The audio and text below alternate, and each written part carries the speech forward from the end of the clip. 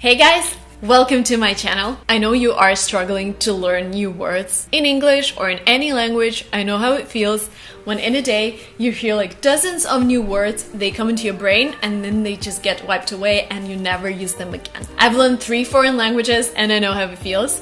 So today, I'm going to talk about methods that are going to help you memorize the words, and actually with these methods you can learn thousands of new words in a day.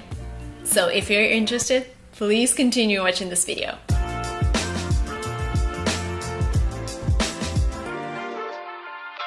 Method number 1. When you learn a new word, make sure that you've learned all of the forms of it. For example, there are some words in English that can be used both as a noun, which is an object, as a verb, which is an action. For example, milk. Yes, milk is a drink, comes from a cow, but to milk is actually a verb and it means to get milk out of a cow. So to milk seems obvious and you've already known the word milk, but yay, there's another meaning. So many words like that. The most obvious ones are, for example, love, hope, kiss, drive, work, and there are many more. So you learn one word, but you actually learn 2 words. Number 2, there are words that end with T-I-O-N, for example, ambition. Guess what? In many languages, especially across Europe and maybe South America, they might sound completely the same. For example, ambition, Spanish, ambición. Correct me if I'm wrong, I've never learned Spanish, but I'm trying for you guys. I know there are a lot of Spanish speakers watching. Ambición in German, ambizione in Italian. Basically, these words are gonna sound pretty much the same. Other words that I can use: motivation, motivación, motivazione, dissertation, profession, portion, intonation, convention, sanction, and many other words. Write down the list of them, they're all gonna be the same. So the trick is, all the words that end with T-I-O-N in English are gonna sound pretty much the same in your language. Number 3, oh my god, is my favorite.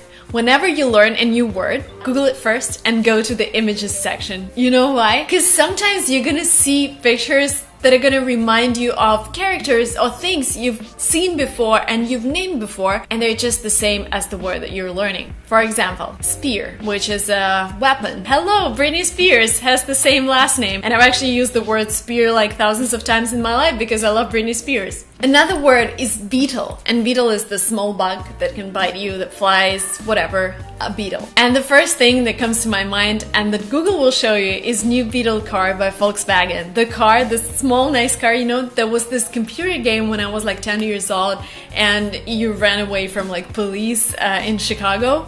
So they always used Volkswagen New Beetle.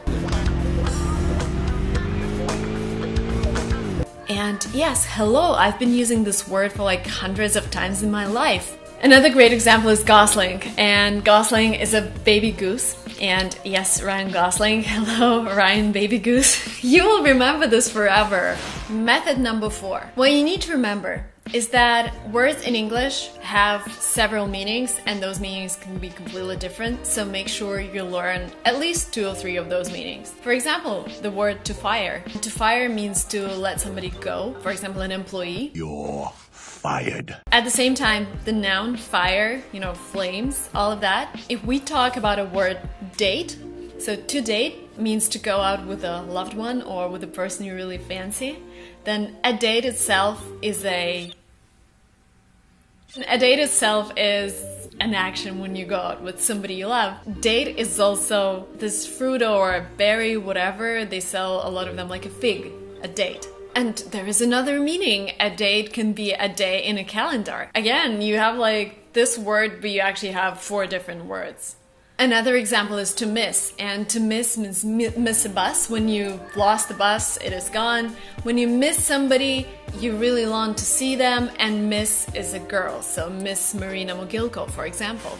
Number 5, one of the easiest ones, because there are so many words that sound pretty much the same in every single language, and you don't even need to translate or adjust them or whatever. You just pronounce them in an American way or pronounce them in a British way, whatever you want to sound. For example, aquarium. In Russian it's aquarium. In German it's aquarium. In French, I don't know, aquarium? I don't know, but you got what I mean. Other great examples are antidepressant, avocado, caramel, cocktail, scandal, organist, and I can go on, and that would be like hundreds of words that sound exactly the same as in many other languages. Another very important Are you recording? Yeah. Another very important rule when it comes to learning new words is having this safety net, and this is the way I define 100 most commonly used words in the English language. And if you know, I have released a video about those 100 words. If you know those 100 words, you actually know 50% of all written English, and those words include I, me, her, female, government, and there are hundreds of those. Please watch the video if you haven't watched it yet, and please write down all of those words, and they're gonna be really useful for you because you're gonna feel safer, you're gonna feel more relaxed when you have them because they just help you form your speech. Rule number 7. Sometimes words that we know, and that might sound pretty easy, can form different expressions. Like, for example, nuts. Nuts are things that we eat, but you can also say, are you nuts? Are you nuts? This doesn't mean are you like this thing that you can eat. This means have you gone crazy? There are so many expressions like that in English. So again, when you're learning a new word, make sure you know everything that is connected with it, whether it has other forms, whether it has other meanings, or maybe it is used in a completely different way in a different expression. Another great example, I feel blue. It doesn't mean that I feel like a blue color, it means I feel sad. How's that feel, Blue? An expression that you should learn is I'm all ears, which means I'm listening carefully. Well then, I am all ears. This is how we go to the next method. When you really like a phrase or a word or anything, try to use it straight away. For example, if you're enjoying watching this video, if you think that things that I say make sense, you can comment below, Marina, I was all ears while I was watching your video, or just Marina, I'm all ears, which means for me that you liked the content, which means that you were listening attentively, maybe writing things down. So you're writing a comment, but you are actually practicing, and you're making your brain train with this new word, you're making it memorize it even more.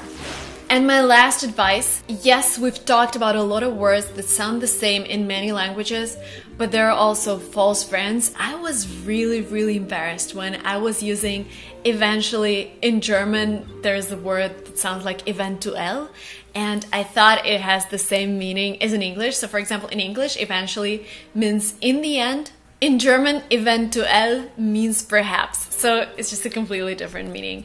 And there is the same thing with the word actual, so actual in English means current, and there is the word actual, I'm sorry for my pronunciation, actual in Spanish, and in Spanish it means real, not current. Be aware of those false friends, just double check anything you say, but at least when you're learning, when you're in the middle of a class, make sure to double check. It never hurts. Alright, these were the methods that would help you accelerate in learning a language, that will help you learn hundreds and thousands of new words a day. Please let me know if you liked this video. I'm looking for your comment. I was all ears, Marina. Like it if you enjoyed the content. Do not forget to subscribe to my channel. The button will be below. I hope to see you in the next videos. Bye!